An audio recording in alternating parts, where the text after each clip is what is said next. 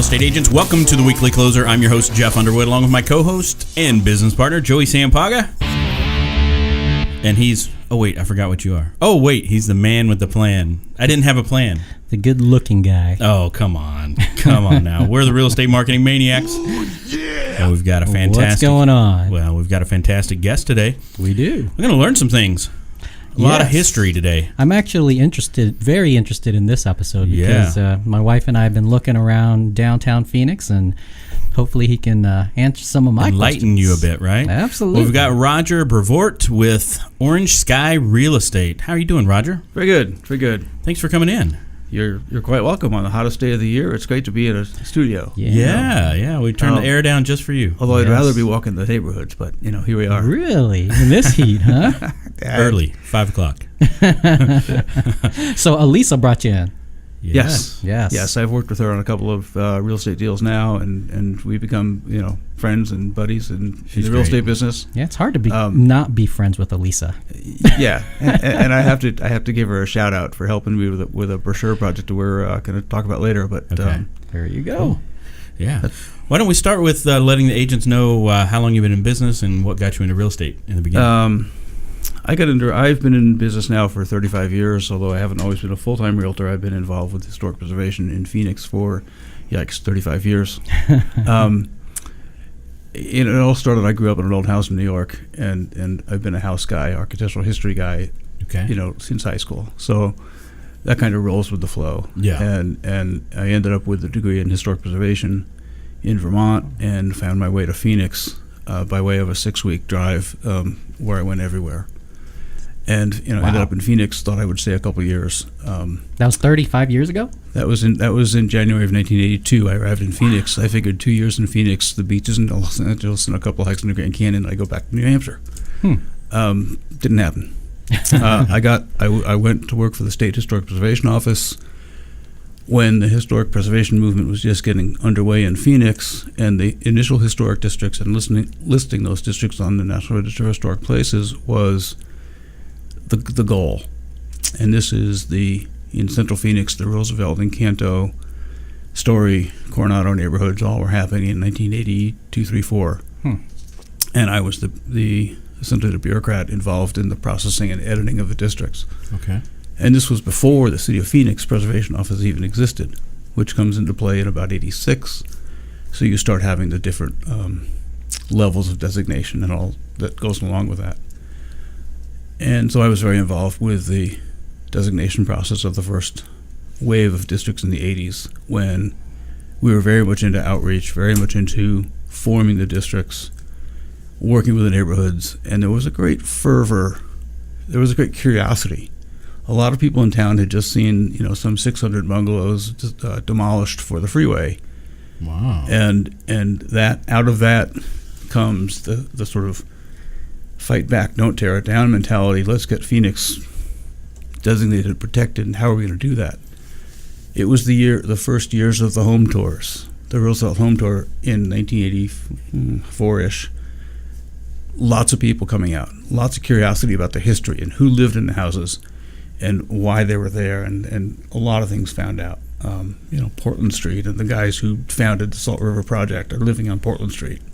Early mayors of Phoenix, and the legislators are living in Roosevelt, living in Story, and some fragments of people living right down by the Capitol, which isn't really a district but Woodland. Some of those areas have some really significant people from the 1920s Phoenix.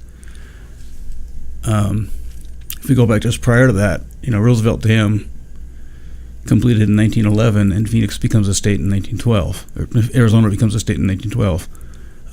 Cause and effect. Water supply, water stability. The guys who were involved in creating the water supply are living in Roosevelt neighborhood.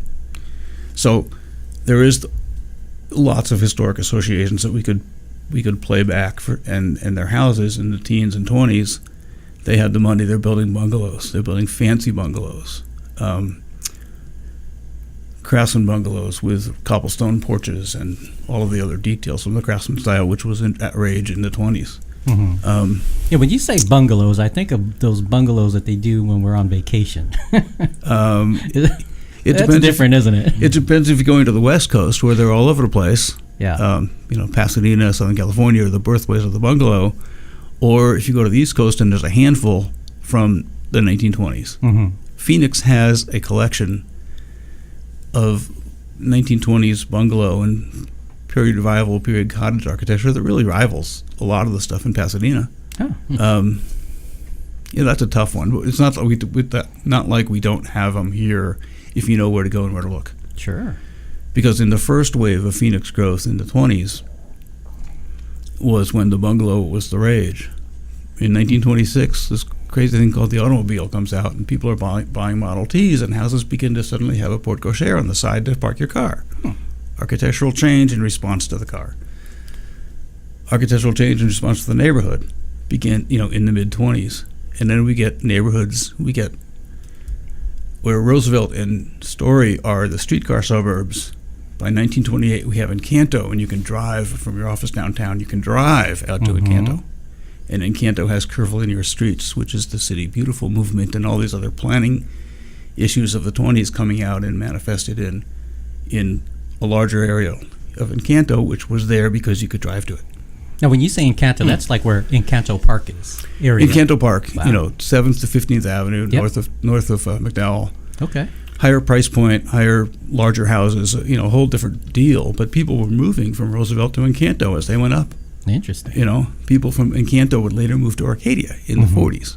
Upscale, changing, different architecture, different dynamic. But So I'm confused. Why would somebody live here before air conditioning? Yeah, I was about to ask. I was going to ask a stupid question and ask when was air conditioning actually? I think air conditioning was the 50s? Air conditioning is post-war.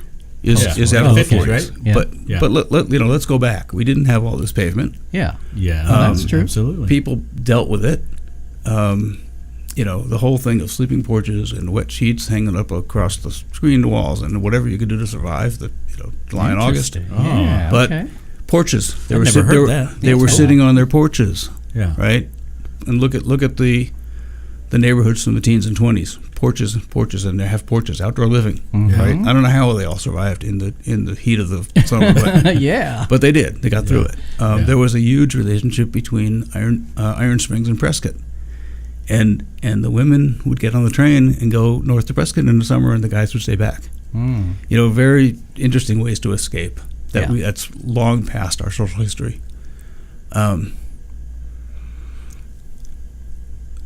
Just lots of architecture and or different design styles and sizes that are tied up in the 20s. Yeah. By the 30s, virtually nothing is constructed in the post-Depression era. By the time you get to the 30s, we have a whole nother the bungalows and the colonial revivals and the Spanish colonial revivals and the period revivals are all late 20s into the early 30s. By the 30s, you have the introduction of this weird thing called the ranch. You have Federal Housing Administration rules that want regular design. You have the very simplified plans. You have neighborhoods that are being built under federal guidelines to bring them out of the war, out of the New Deal era, and the federal government is codifying some of the things that were happening. If you think about Encanto and the curvilinear streets, and then you go to Country Club Park at Thomas and between 10th and 12th thereabouts, Okay. and the Oval. The Oval is a response to the FHA design guidelines where they're trying to bring in continuity to the neighborhood, but they like the idea of curvilinear. So a lot of from a planning point of view, there's lots of changes that occur that relate to different federal policies along the line, housing policies, mortgage policies. So that the history of architecture in Phoenix from, let's call it 1912, when you have the bungalow, to the 1940s when you have the expanded ranches, it's all visible in the architecture. Neighborhoods like Windsor Square, Central and Camelback were way out of town. When the city limits were at Thomas Road up until the 40s. You think about a 1928 subdivision at Central and Camelback. Wow. Windsor Square, they built something like 20 houses in 1928. And then the Depression kicked that out. Nothing happened in there until the late 30s. At the time, they're building custom ranch houses. Then it dies again for World War II, and they pick up again in the late 40s. What do we have in Windsor? We have 3 different architectural eras articulated in the houses in Windsor Square. And it all blends, it all works together. Right. But if you look at the architecture of it, the whole range of architectural styles is represented in one neighborhood. Got it. All right. All parts of town, you can pretty much go all around town and look at the architecture and say where you can read the history of the neighborhoods by the architecture. Got it. Wow. What about? Oh No, did go you have a ahead. question? Go ahead. No, I'm just intrigued. So with and this might be getting ahead of us a little bit here, but with the historic homes now in the historic districts, you hear a lot about the values skyrocketing have really skyrocketing over time. So what's well, I think there's a couple of things there. Historic preservation as a historic districts designation as a legal term have over time caused values to increase. Yeah. Designation increases value. And that's true across the board. It has been since the 80s, and it's been going up. In some of the slow times we had in the late 90s, mid 2000s, the historic districts are holding their value where other areas are declining. Yeah. Because the historic districts become a scarce good. Everybody wants a cool historic house in a cool historic neighborhood. There's none of them being replaced. So the authenticity, the desire to live in a neighborhood with character and uniqueness, the desire to take advantage of some of the historic preservation funding, just not much, but the state tax break, has driven the interest in the neighborhoods, and that articulates into value. Got it. And as the neighborhoods get stronger and stronger and are restored, a lot of people are doing wood roofs, wood windows. They're opening up porches that have been enclosed. The integrity of the neighborhoods is actually increasing because the market demand and the citizens that live in them want them to be authentic. Yeah. And that's proving itself out by we see much more restorative work than we see modification. So what do you think is driving that? Do you think that it's the whole urban thing that's driving the historic district, or is it the other way around? I think the urban thing is definitely driving it as downtown is more and more urban and hip, and we have the light rail, and you can live in Central and Camelback and take the light rail downtown in 5 minutes and be around. The whole interrelationship between a healthy downtown and a thriving downtown and neighborhoods that are prosperous and safe and restored, there's just that whole correlation is driving a lot of interest, and also driving values of now are 600,000, 700,000, 800,000 in some areas. Yeah. And Canto is just hitting the 1 million mark. Yeah, that's crazy. That was in 1982 we didn't have any idea that would ever happen when we started this whole crazy. Sure. Or you would have bought a few of them. I would have bought a few, many more of them. Yeah, a whole subdivision. We won't talk about my first house for $37,000. Wow. But that kind of change, it sold recently for over $300,000. Yeah, that's crazy. But there's just a lot of interest in the historic neighborhoods, and in the real estate world, the realtors need to understand that and appreciate it. And there's lots of realtors who live and work downtown, and who follow this stuff. And there's lots that want to be involved with it. But it's complicated. You need to do your homework. Right. You need to understand what the Phoenix Historic Property Register means, what the permitting process is, what the design tolerances are. I don't like to say that a historic house has to stay exactly like it was in 26. You can modify, you can update, you can expand. Yeah. There's guidelines, but it's not like you can't modernize your house. So are there guidelines modernizing the house from the inside? Are there certain things you can do and can't do? Because there's no legal protection over the interior. Got it. So you can go exterior. The exterior, okay. and the priority is really on what's in the public view. Yeah. Nobody really cares what your backyard deck looks like. So it's mostly public view. Interior, there's no legal Yeah, because it legislation was will be just easier. recently since my wife and I were looking, because we're selling our house and we're thinking of living urban, and we started looking downtown, historic district, and just checking things out. And there were some open houses that we were checking out, and I'm walking in there, I'm thinking, okay, yeah, this probably maybe $250, $300. Come in there, they're like, oh, it's $595, and I'm like, this? And it just surprises me. That's location. Yes. That's location, that's supply and demand, that's how authentic that house may or may not be, or has it been remodeled It has in the inside. Absolutely. You can change your kitchen. You can open the wall between the dining room and the living room, and you can make contemporary updates. And sometimes that's done well, and sometimes it's not. But there are houses that are expanded and updated, and the historic character still reads through, and that's going to be higher value than. There are a couple of times where I've walked into an open house and it's like somebody made a mistake here. Hopefully there's enough awareness of what the interior design was like in the beginning. Do you have original materials to work with, or is it already gone? Sometimes, and when you walk in, you don't really know. People have remodeled all over time, and so what do you have when you buy a house? The question is, what do you have to work with? Do you want to restore and take it back? Do you want to contemporize and take it forward? And that question is really, from a design point of view, where are you in what you want to have at the end game?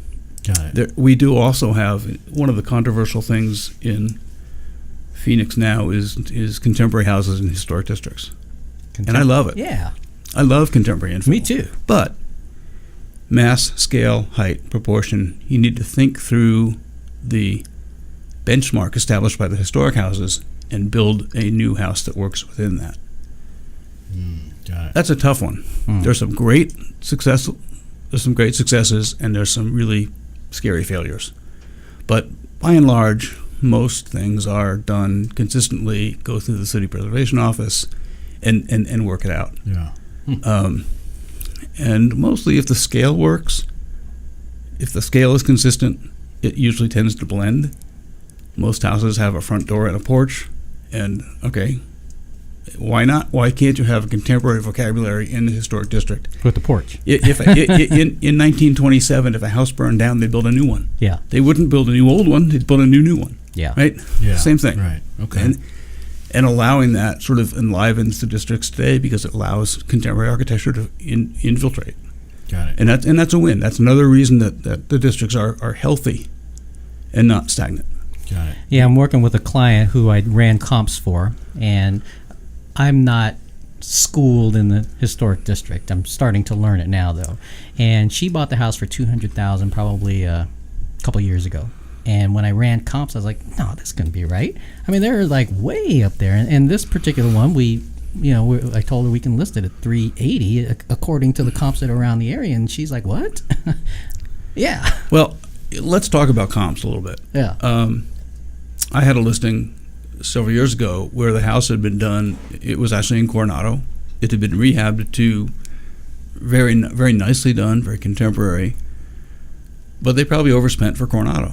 So the real comp for that house needed to come out of Roosevelt or Willow or whatever. Sure. So you really need to talk to the appraisers about, does this house comp within a 1-block area, or is it a square mile area?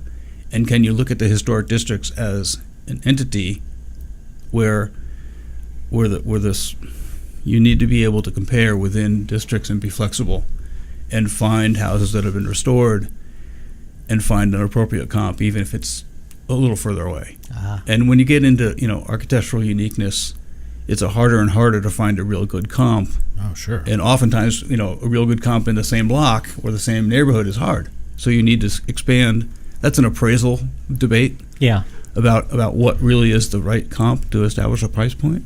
Yeah. Okay. The other, I'm going to shift directions a little bit. The other thing that's happening now is we have an increasing interest in mid-century modern, the houses from the 50s and 60s that are cool. They have cantilevered roof, extended wings, and it's a whole nother house type from late 50s and 60s, which is not, in a lot of people's minds, it's not, quote, historic, but it is.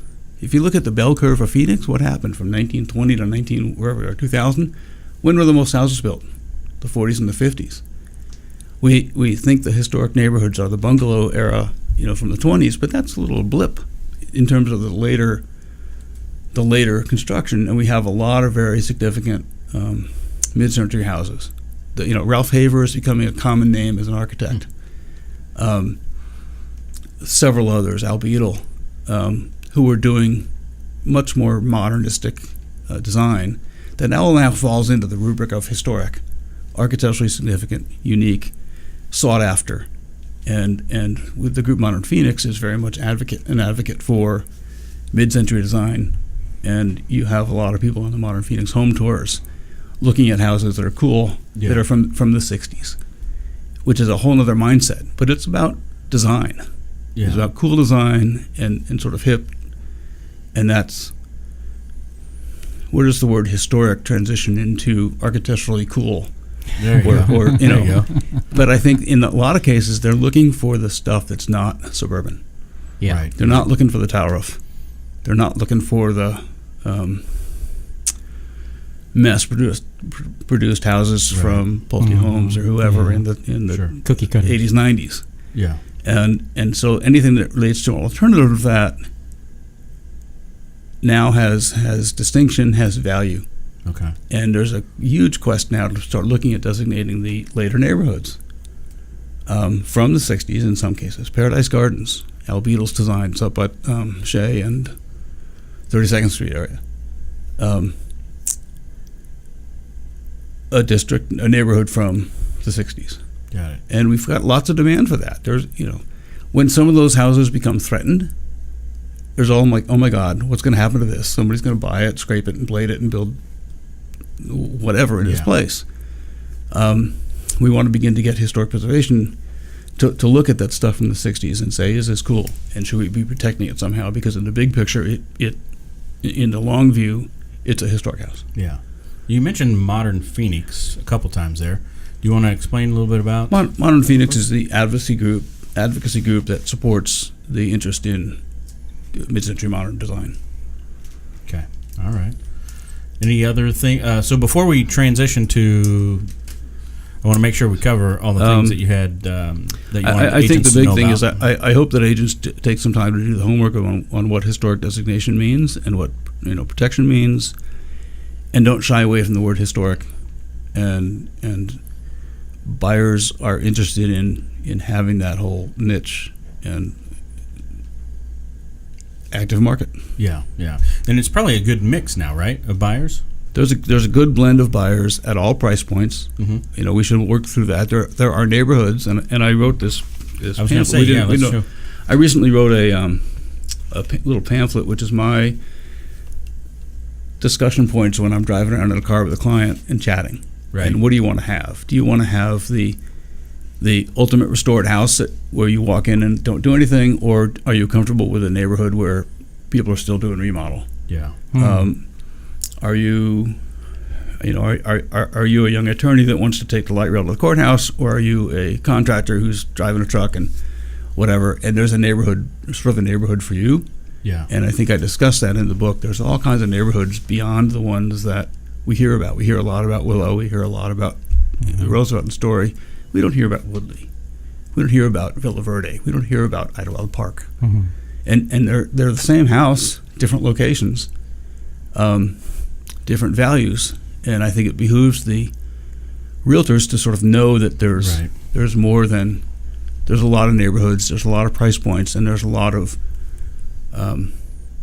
sort of locations. The Woodley area and Woodley Melrose, the Melrose Commercial District, that's up and coming now. Mm-hmm. There's neighborhoods adjacent to Woodley, to Melrose, which is Woodley, Maple Park, Pearson Place, that are equally as cool as the stuff to the further south. The real estate community needs to be aware and needs to know. Yeah. All right. Well, if agents that are watching or listening do want to reach out to you, how could they do that? 602-690-8080. There it is. Or catch me at Orange Sky, or find a copy of this brochure, which I'm happy to share with anybody. I wrote this for the neighborhoods as much as for me. So Okay, that's a great resource. A great resource. I appreciate it. All right. Well, thanks, Roger, for being in here. Well, you're welcome. Are you ready to transition to? we can transition into whatever you're going to throw at me. Okay, Here we're we gonna, go. We're gonna throw something. You're gonna get in the ring. You ready? All right. Here we go. What's the best advice that anyone's ever given you? Keep working. Get out there and look at your neighborhoods and know what you got. All right. Work it. How about a book recommendation? Blue Highways. Blue. That goes way back. Really? Blue Highways. Never heard of it. You never heard of it. Mm-mm. It's the book about traveling not on the interstate. Ah. Okay. Was Blue that what Highways. brought you out to Phoenix? It's just, I'm thinking of a book, that, Yeah. that I think is cool. It sort of cool. hits to the non-traditional. That's awesome. Absolutely. Cool. Blue. One Okay. more. Have you draw Yikes. from the mask? Beautiful. What is that, velvet? All right. Adventurous thing I've ever done. Oh. Yikes. that I can admit to on camera on the phone. I'm gonna say it's several hikes. Do we in the need to Grand- shut off the? It's several Grand Canyon hikes. Yeah. I've been down and touched the water. Wow.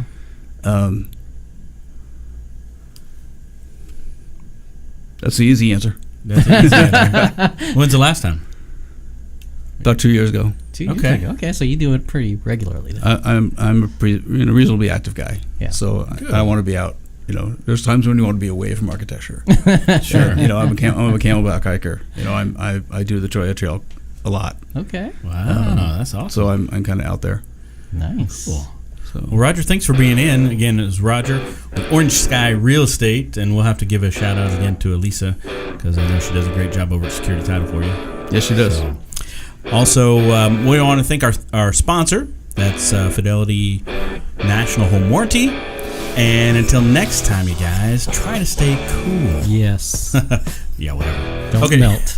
See you later. Adios. See ya. Good job. Good All right. job.